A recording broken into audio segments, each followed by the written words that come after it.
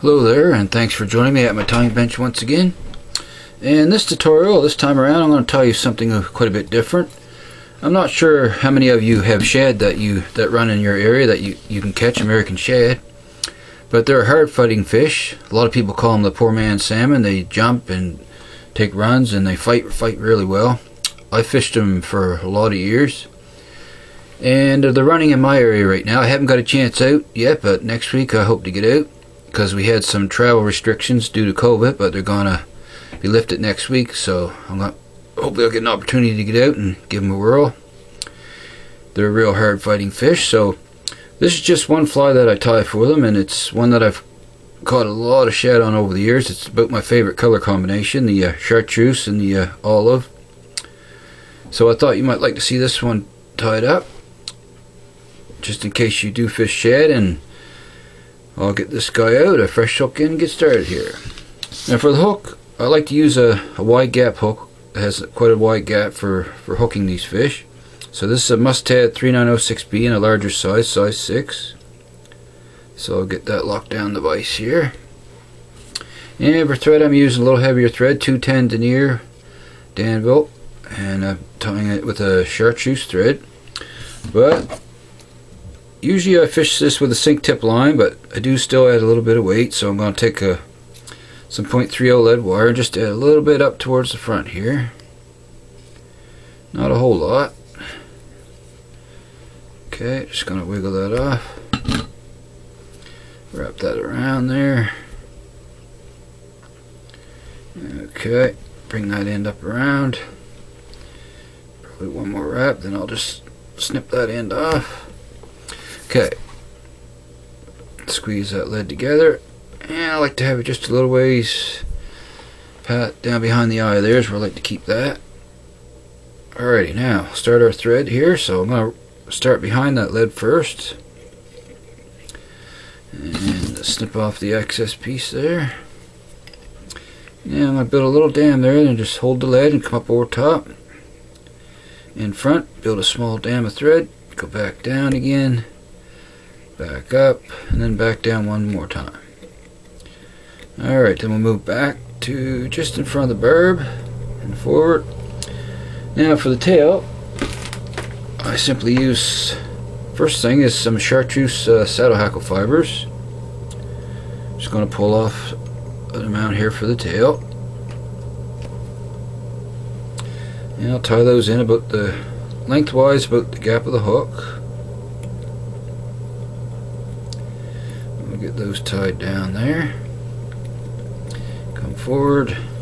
Very simple flies to tie. And on top of that, I like to add a few strands of chartreuse crystal flash. So I have 3 strands here, so I'll tie those on, pinch them on top, then I'll fold them back. That way will give us 6 strands of the crystal flash going over top of the tail.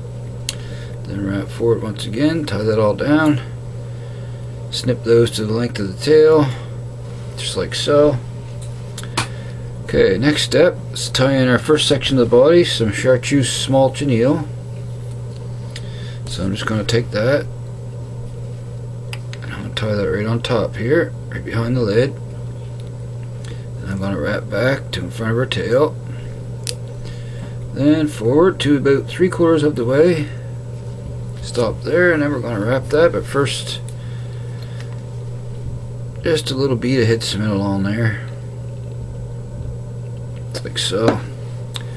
Okay, now we'll wrap that.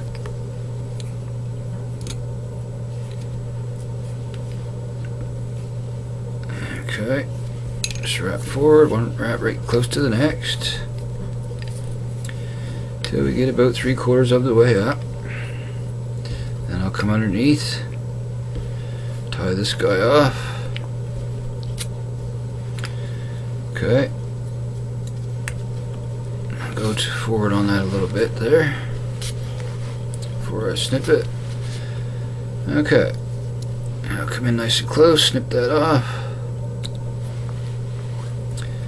Okay, get them fuzzies out of there, then we'll tie that down with some more wraps. Alrighty, now we'll tie in our front part of the body, which is the olive chenille. So I'll get a piece of that here.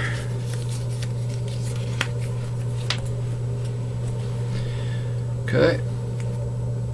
I'll tie that on top here. Pinch it on.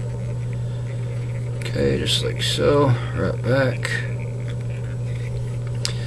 Move our thread forward. Now we'll wrap this on right in front. Usually about 3 wraps.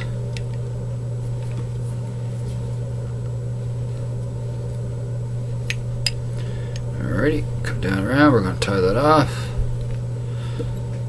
Right underneath there. Okay, come in and snip the excess off.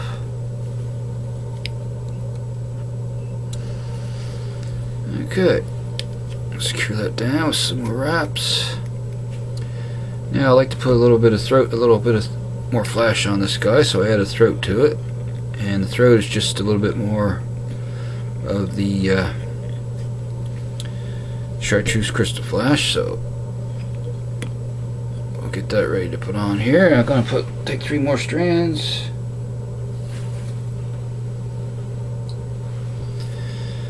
Okay. Yeah, we'll tie that on here. Just like so. Alrighty. And fold that back as well. Just like so here. There we go. And I'll turn the hook back up around, and I'll snip that about, I like to have that come to about the hook point there. So we'll snip that off just like so. Now all we got left here now is a whip finish.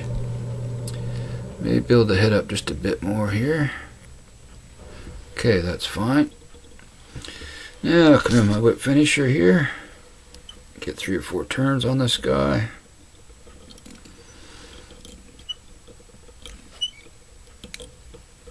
Okay. Okay, there we have it. Tighten that down. Snip off the excess thread.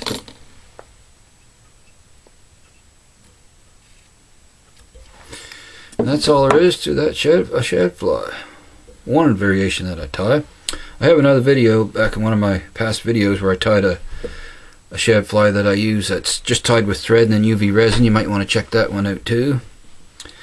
So that's all there is to it. Like I was saying, a simple tie, but I'm going to take a little bit of bone dry and put on the thread wraps there, just to keep the fly together. Because sometimes when the shad are hitting good, you can catch a lot of shad on, and they could, if you still want to tie a durable fly, so you don't have to keep changing flies. And I'll just cure that up real quick, like here.